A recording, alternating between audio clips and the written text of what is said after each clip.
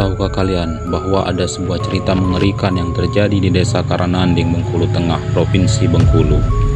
Sekitar tahun 1950-an, warga desa tersebut diserang oleh puluhan harimau yang membantai penduduknya. Awal cerita ini bermula saat harimau-harimau di hutan sekitar mulai memangsa hewan ternak milik warga.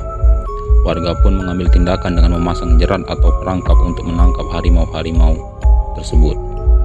Akhirnya mereka berhasil menangkap dan membunuh seekor harimau muda. Kepala harimau itu kemudian digantung di pos persimpangan jalan. Ketika warga yang melintas melewati pos tersebut, mereka seringkali memukul kepala harimau itu seperti memukul kentongan. Pada malam harinya datanglah seorang asing setengah baya ke desa tersebut. Orang asing itu mencari anak bujangnya yang hilang. Namun warga desa tidak mengetahui tentang anak yang hilang tersebut. Bahkan ada yang mengatakan bahwa lelaki asing tersebut memiliki ekor dan menyembunyikannya ketika duduk. Beberapa kali lelaki asing itu mendatangi desa tersebut menanyakan tentang keberadaan anaknya. Tapi warga tetap menjawab bahwa mereka tidak tahu apa-apa tentang anak lelaki asing itu, karena mereka tidak pernah melihat di desa tersebut. Kemudian lelaki asing itu berkata bahwa setiap hari anaknya menangis karena kepalanya dipukul, dan selalu dipukul setiap hari.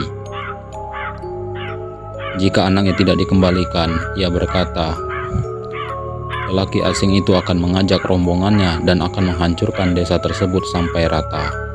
Menurutnya pasukannya lebih banyak daripada jumlah warga desa. Pada malam harinya setelah lelaki itu pergi, gerombolan harimau datang dan menyerang warga desa secara membabi buta.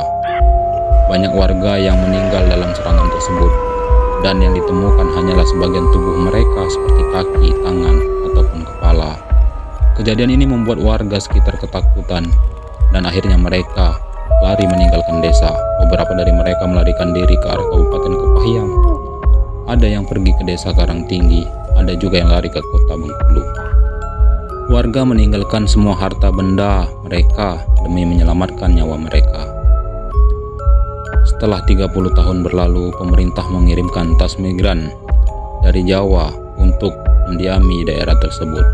Ini merupakan program dan inisiasi oleh Pak Presiden Soeharto dan penduduk dari Bengkulu Selatan yang juga berani membuka wilayah sekitar desa tersebut. Setelah itu, penduduk asli mulai kembali ke desa tersebut untuk menggarap dan merawat harta yang ditinggalkan selama 30 tahun dengan melakukan beberapa ritual dan perjanjian dengan makhluk tersebut. Akhirnya desa itu bisa kembali ditinggali. Oleh karena itu, setiap tahun diadakan tradisi di desa tersebut untuk mengenang peristiwa tersebut. Saksi bisu dari kejadian ini dapat ditemukan dari ditemukannya kuburan Puyang Sebalung, atau dalam bahasa Sumatera itu balung itu dalam bahasa Indonesia adalah paha. Berarti yang dikubur hanya sebuah paha dan beberapa makam korban serangan harimau. Makam-makam ini hanya diisi dengan sebagian tubuh korban yang ditemukan. Sampai sekarang penduduk desa tersebut enggan menyebut harimau atau sentua secara langsung. Mereka hanya menyebut harimau dengan sebutan nenek. Meskipun begitu, masih banyak warga yang secara tidak sengaja bertemu dengan harimau. Ketika bekerja di ladang, mereka tidak terjadi kontak fisik di antara mereka.